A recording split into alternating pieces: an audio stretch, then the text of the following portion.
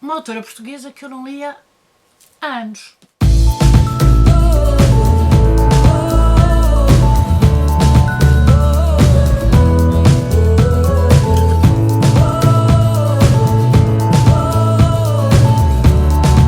Olá, eu sou Maria João do Livros Gosto e hoje estou aqui para vos falar da lenda do Belo Soldado, da Margarida Rebelo Pinto. Eu quero agradecer muito ao Clube do Autor o facto de me ter enviado este livro, ainda por cima vem autografado pela Margarida. Muito obrigada, foi muito gentil da vossa parte e foi um desafio que me lançaram e que eu abracei porque eu já não leio um livro da Margarida Rebelo Pinto há alguns anos e podemos pôr anos nisso. Antes de tudo eu queria pedir desculpa pela forma como estou a falar, mas não queria atrasar os vídeos. Eu fiz uma pequena cirurgia à boca, tive que fazer aqui estas coisas e, portanto, é natural que o som não saia ainda como é costume. Peço desculpa, mas não queria atrasar mesmo os vídeos, porque ainda por cima são novidades. Bom, então, depois de agradecer ao Clube do Autor e desta explicação prévia, se és novo no canal, seja bem-vindo. Espero que, apesar de tudo, fiques por aí, subscrevas o canal. A meta é chegar aos 3.000 em 2022 e espero também que aciones o sininho para saber sempre que há vídeo novo no canal e que ponhas um like, que ajuda muito no desenvolvimento do canal. Mas vamos agora para o livro da Margarida. Como eu vos disse no preâmbulo, há muitos anos que eu não li um livro da Margarida Rebelo Pinto. Eu li o Sei Lá, achei muito engraçado porque eram os meus amigos da época. Mudando os nomes, eles estavam lá todos. Depois de ler o Sei Lá, acho que li o livro a seguir e depois parei. Não li mais Margarida Rebelo Pinto. E agora o Clube do Autor propôs-me ler este livro da Margarida. Eu não sabia nada do livro, confesso. E o livro apanhou-me de surpresa, porque a Margarida Rebelo Pinto vai buscar uma lenda do Alexandre Herculano, uma lenda que são 4, 5 linhas, e a partir daí constrói este romance com 200 páginas. Ora bem, e o que é que dizia essa lenda? Essa lenda dizia que havia um belo e misterioso soldado que seguiu Viriato durante as suas batalhas contra os romanos. E, portanto, desde o início da luta contra os romanos até o último dia da sua vida, este soldado esteve ao lado de Viriato. Conta-se que este belo soldado, ao ver o seu chefe a ser imolado na pira, revelou a sua verdadeira identidade e saltou também para as chamas, unindo o seu destino ao do seu chefe. O nome do belo soldado perdeu-se no tempo e o que é que a Margarida fez? Pega nesta pequena lenda e transforma, nomeadamente, o final. E eu achei que a forma como ela o fez foi uma maneira muito, muito boa, muito inteligente, muito bem pensada e foi uma forma muito coerente de desenvolver esta lenda que aparece nas lendas e narrativas do Alexandre Herculano. Na verdade, neste livro acompanhamos a vida da personagem principal e acompanhamos a vida da personagem principal desde o seu nascimento até que esta personagem faça parte dos soldados de Viriato e depois acompanhamos o pós-morte de Viriato e aquilo que acontece após a morte de Viriato. E aí a Margarida altera e dá um outro final a esta história. Até porque seria de alguma forma pouco interessante, digamos assim, se nós achássemos que o final era rigorosamente o mesmo. Porque perder-se algum do mistério que assim o romance acaba por ter.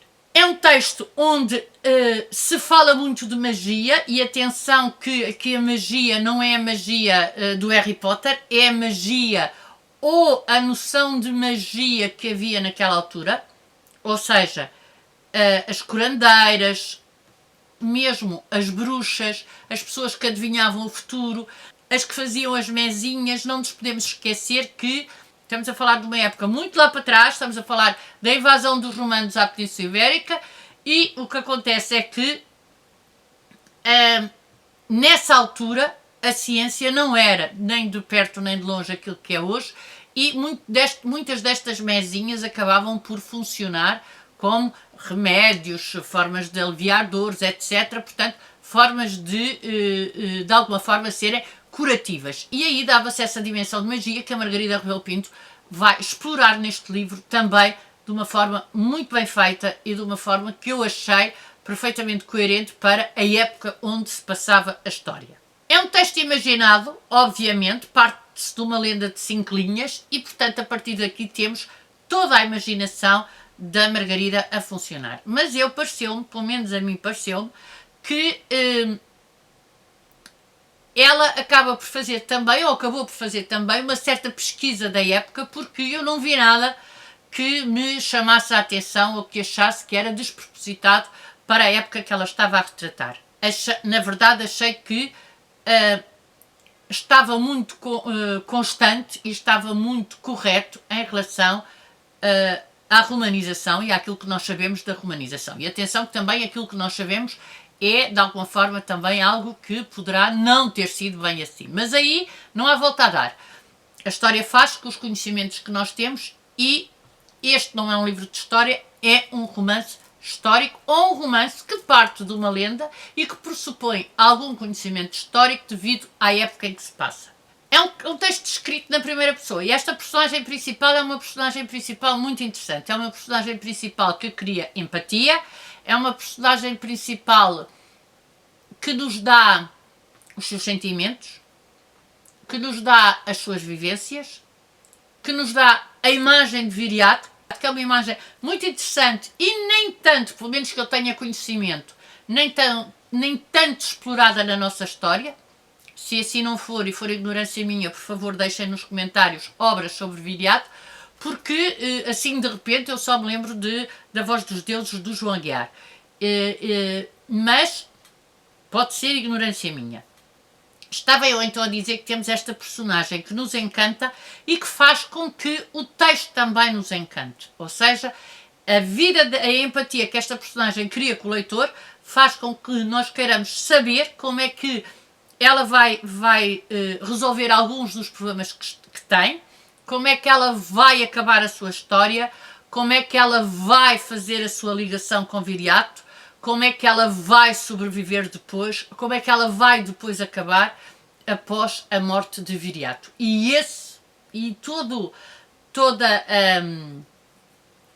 Todos os elementos que a Margarida nos vai dando e todos os elementos que a autora nos vai, de alguma forma, levando a que nós queiramos saber aquilo que se passa, torna o livro de uma leitura muito interessante e muito fácil.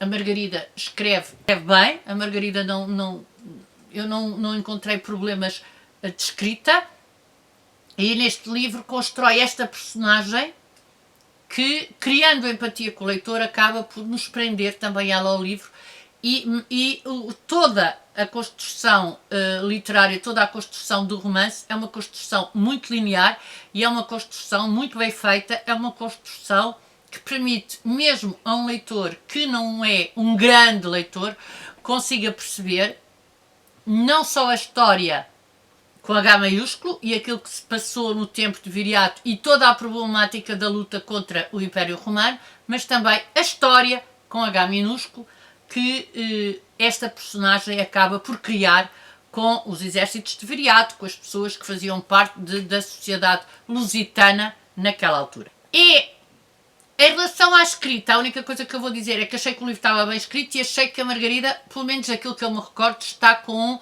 uma escrita mais madura, uma escrita que se nota que já houve aqui, não é uma escrita tão, eu diria, ingênua como no Sei Lá, é uma escrita mais madura. Até porque não poderia ser de outra forma, porque a seriedade do texto, a seriedade do período, a seriedade de ser um romance histórico faz com que assim seja, acho eu.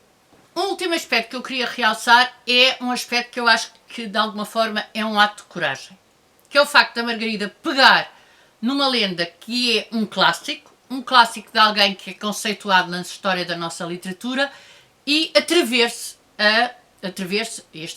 entre aspas, obviamente, atrever-se a pegar nesse clássico e transformá-lo num texto que, embora tenha o rigor histórico, acaba por ter alguma modernidade. E depois de lerem vocês vão perceber o que é que eu quero dizer. Foi então um retorno à Margarida Rebelo Pinto, um retorno à Margarida Rebelo Pinto que me agradou bastante. E eu espero que seja uma das hipóteses que vocês ponham para as prendas de Natal, até porque se vamos comprar livros neste Natal, então vamos comprar autores portugueses, vamos ajudar as nossas livrarias e vamos ajudar os nossos autores, por forma a que a nossa literatura continue a ser de alguma forma homenageada e continue a ser de alguma forma reconhecida porque o merece. E pronto, aqui fica a minha opinião sobre a lenda do Belo Soldado. Digam-me se já leram, digam-me se estão a passar a ler, digam-me se gostam da autora, digam o que acharem por bem e vemos no próximo vídeo. Tchau, até o próximo vídeo!